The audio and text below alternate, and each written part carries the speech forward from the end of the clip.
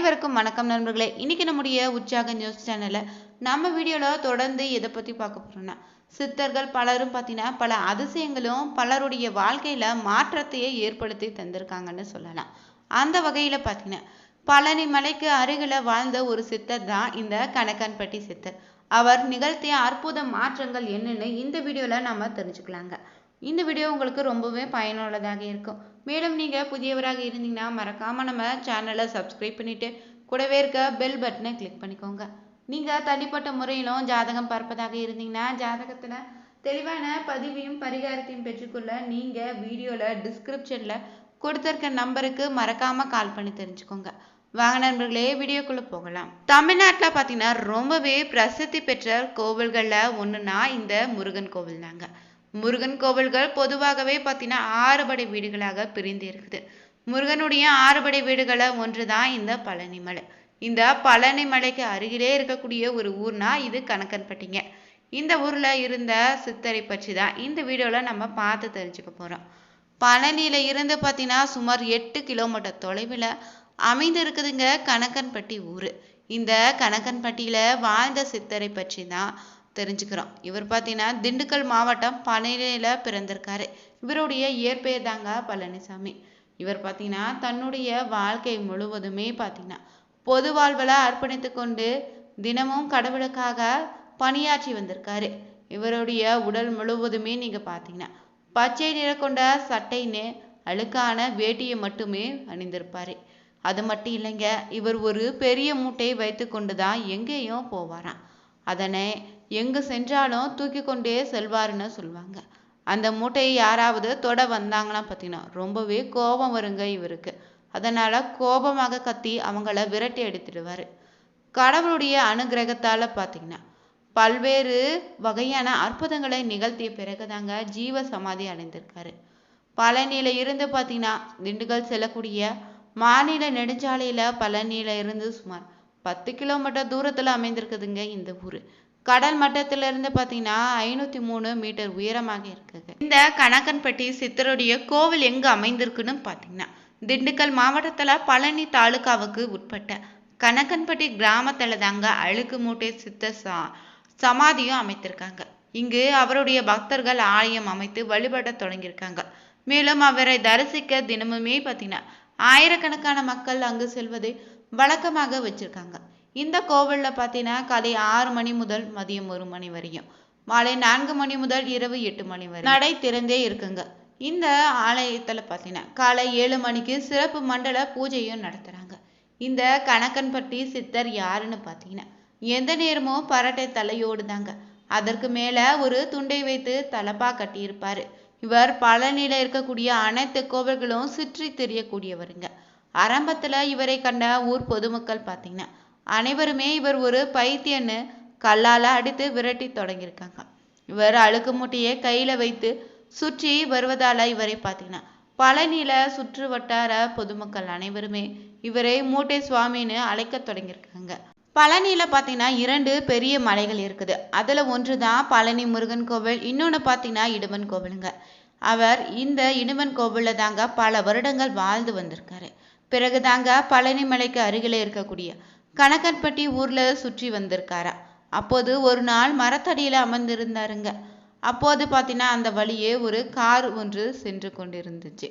அந்த கார்ல உள்ளே வெளிநாட்டுல இருந்து வந்த தம்பதிகள் தன்னுடைய மகனுக்கு வாய் பேச முடியாம இருந்ததால பழனிமலை முருகனை தரிசனம் செய்ய பார்த்தீங்கன்னா வந்திருக்காங்க. அவர்களை பார்த்தீங்கன்னா கணக்கன்பட்டி சித்தர் கார்ல இருந்து இறங்க சொல்லியிருக்காரு. அந்த தம்பதியர்களுக்கு என்ன செய்வதுன்னே தெரியாம இருந்தே நின்றுருக்காங்க. பிறகு கார்ல இருந்து இறங்கி வந்த பெண்மணியிடம் கணக்கன்பட்டி சித்தர் பார்த்தீங்கன்னா எதிரில் இருக்கக்கூடிய கடையில போய் ஒரு பிரியாணி வாங்கிட்டு வான்னு சொன்னாராம். அந்த பெண்மணிக்கு பார்த்தீங்கன்னா வேறு வழி இல்லைங்க. ரோட்டிற்கு எதிரே இருக்கக்கூடிய ஒரு கடையில போய் பிரியாணி வாங்கி கொண்டு வந்தா. இதுல என்ன ஒரு ஆச்சரியம்னு நீங்க பார்த்தீங்கன்னா அந்த பெண்மணியும் அவங்க குடும்பம் முழுவதுமே பார்த்தீங்கன்னா ஒரு சுத்த சைவ குடும்பமாக இருந்திருக்கு. அந்த பெண்மணிக்கு பார்த்தீங்கன்னா பிரியாணியுடைய சுவை பிடிக்காம மூக்கை பிடித்து கொண்டே பிரியாணி வாங்கி வந்திருக்கா. பிரியாணி வாங்கி வந்த பிறகு பார்த்தீங்கன்னா கணக்கன்பட்டி சித்தர் இந்த பிரியாணியை உன்னுடைய மகனுக்கு கொடுன்னு சொல்லிட்டாரு.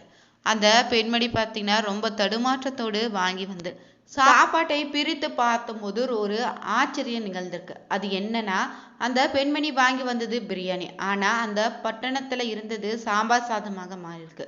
இதனை பார்த்து ஆச்சரியமடைந்த அந்த பெண்மணி பார்த்தீங்கன்னா, அவருடைய குடும்பத்தில் இருக்கக்கூடிய அனைவருமே கணக்கன்பட்டி சித்தர்ல காலை விழுந்து வணங்கிட்டு பழனியை நோக்கி சென்றிருக்காங்க.